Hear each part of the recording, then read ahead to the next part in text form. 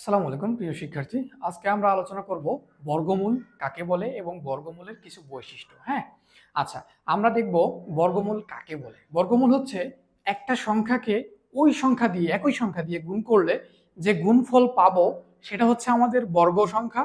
আর এই বর্গ সংখ্যার যে আগে যে সংখ্যাটা ছিল বা যে সংখ্যাটা দিয়ে একটা সংখ্যাকে গুণ দিচ্ছি ওই সংখ্যাটাকে বলবো ওই বর্গ সংখ্যার বর্গমূল। আমরা যদি একটা উদাহরণ দিয়ে দেখি তাহলে খুব সহজেই বুঝতে সুবিধা হবে। আমরা যদি 5 নেই, এখানে 5কে আমরা 5 দিয়েই গুণ করলাম, তাহলে আমরা 5 5 কত পাচ্ছি? 25। এখন আমরা 25কে বলবো বর্গ সংখ্যা, আর এই যে 25-এর বর্গমূল হবে 5, অর্থাৎ 25-এর উপরে যদি আমরা বর্গমূল দিয়ে দেই তাহলে আউটপুট কি পাবো? 5। এই হচ্ছে আমাদের বর্গমূল, আমরা জানলাম। এখন আমরা জানবো বর্গমূলের কিছু বৈশিষ্ট্য। যেমন দেখি যে কোনো সংখ্যাকে যদি কোনো সংখ্যার একক অঙ্কটি 2 3 7 8 থাকে, হ্যাঁ, তবে সংখ্যাটির বর্গমূল কখনোই বর্গ সংখ্যা হবে না বা পূর্ণ সংখ্যার হবে না।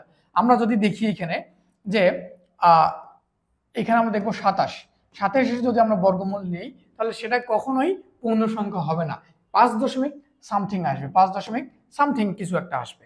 ওকে, তাহলে অনুরূপভাবে আমরা যদি 3-এর বর্গমূল নিই তাহলে 3-এর বর্গমূলও কি আসবে না? আমাদের পূর্ণ সংখ্যা আসবে না। 3-এর বর্গমূল 1.7 বা 7 বা এরকম সামথিং কিছু একটা আসবে।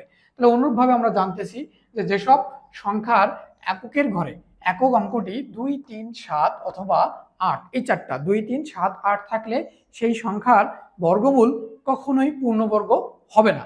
আমরা দেখব এর পরের যে কন্ডিশন সেটা দেখব, যদি কোনো সংখ্যা বিজোড় সংখ্যক, যদি কোনো সংখ্যা বিজোড় সংখ্যক শূন্য দ্বারা শেষ হয়, সংখ্যাটা যদি বিজোড় সংখ্যক শূন্য, আমরা যদি দেখি এখানে 1 দিলাম 10, দেখেন এখানে বিজোড় সংখ্যা একটা শূন্য আছে, বিজোড় সংখ্যক। আচ্ছা, তাহলে এটাও কি পূর্ণবর্গ সংখ্যা হবে না, এর বর্গমূল। আচ্ছা, তারপরে যদি আমরা দিই 1000, এখানে দেখতেছি আমরা 3টা আছে, তাহলে এটাও কি পূর্ণবর্গ সংখ্যা হবে না। আবার যদি দেখি এখানে 1 দিয়ে 5টা শূন্য, এক কথায় বিজোড়, জোড় সংখ্যক শূন্য না, 2 4 6 8 10 এগুলো এইরকম শূন্য থাকলে সেটা কি পূর্ণবর্গ সংখ্যা হয়, কিন্তু বিজোড় সংখ্যক শূন্য থাকলে সেটা পূর্ণবর্গ সংখ্যা হবে না।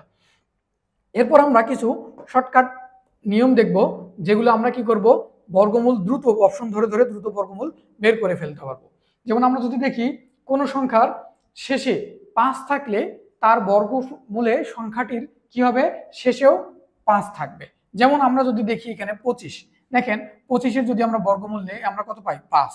তাহলে দেখেন এই যে 25 শেষের এককের ঘরে 5 আছে, তাহলে এর আউটপুটটাও কি হবে? 5 হবে, মানে এককের ঘরে 5 থাকবে। আবার যদি দেখি 225, 225-এর বর্গমূল নিলে আমাদের কি হয় আমরা জানি 15। দেখেন এখানে 15-র যে এককের ঘর আছে এখানেও কি আছে? 5 আছে। আবার দেখেন এখানে শেষের ঘরে 5 আছে, তাহলে এখানে কি 525, আমরা জানি 25-এর বর্গমূল নিলে কি হয়? 525, তাহলে এখানে দেখেন 5, এখানেও 5। এরপরে যদি আরেকটা আমাদের যদি শর্টকাট দেখি, যে এখানে কোনো বর্গ সংখ্যার শেষে 6 থাকলে তার বর্গমূলের সংখ্যাটির শেষে 4 অথবা 6। যেমন আমরা যদি দেখি এই যে শেষে কত? 6 আছে, 6 আছে, 6 আছে। এখন আউটপুট দেখবো কত? 36-এর যদি আমরা বর্গমূল নিই তাহলে আমাদের কত হবে? এখানে 6। দেখেন এককের ঘরে 6 আছে, এখানে 6।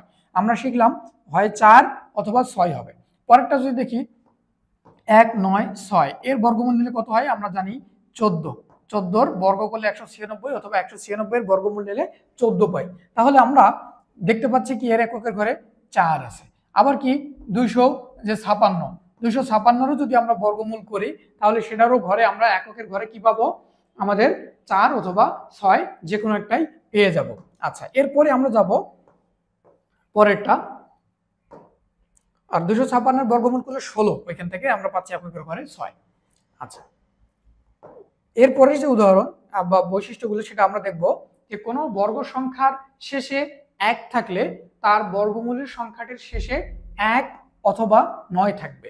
যদি বর্গ সংখ্যার শেষে আমাদের এখানে 1 থাকে, যেমন দেখতে পাচ্ছি আমরা 81 আর 121, এখানেও 1 আছে, এখানেও 1 আছে। 81 বর্গমূল নিলে আমরা কি পাই? 9। দেখেন এখানে হয় 9 আসবে নতুবা 1 আসবে। কিরকম? 121-এর বর্গমূল নিলে কি পাই আমরা? 11। দেখেন এককের ঘরে 1 আসছে। এই তো। এখন যদি আমরা 4 নম্বর কন্ডিশনটা দেখি, কোনো বর্গ সংখ্যার শেষে যদি 4 থাকে, 4 থাকলে বর্গমূলের যে সংখ্যাটি হবে সেটার শেষে কি হবে? হয় 2 অথবা 8, 2 অথবা 8 থাকবে। যেমন আমরা দেখি যে 4-এর যদি বর্গমূল নিলেই আমাদের হবে কত? 2। দেখেন 4 আছে, 2 অথবা 8 আসবে। তারপরে 64-র বর্গমূল নিলে কি হয়? 8, 144-এর বর্গমূল নিলে কি হয় 12, তারপরে আবার আছে আমাদের এখানে 324, ঠিক আছে। তাহলে এরকম করে যখন আমরা বর্গমূলগুলো নিয়ে নিব তখন আমাদের কি হবে দেখবো, আমরা এখানে 2 পাচ্ছি, 8 পাচ্ছি, 2 পাচ্ছি, 2 অথবা 8 এর বাইরে আর কোনো কিছুই আসবে না। তো আজকের মতো এতটুকুই, দেখা হবে অন্য কোনো ক্লাসে, অন্য কোনো পর্বে। আজকের মতো শুভকামনা জানিয়ে আজকের মতো বিদায় নিচ্ছি। ধন্যবাদ সকলকে। আসসালামু আলাইকুম।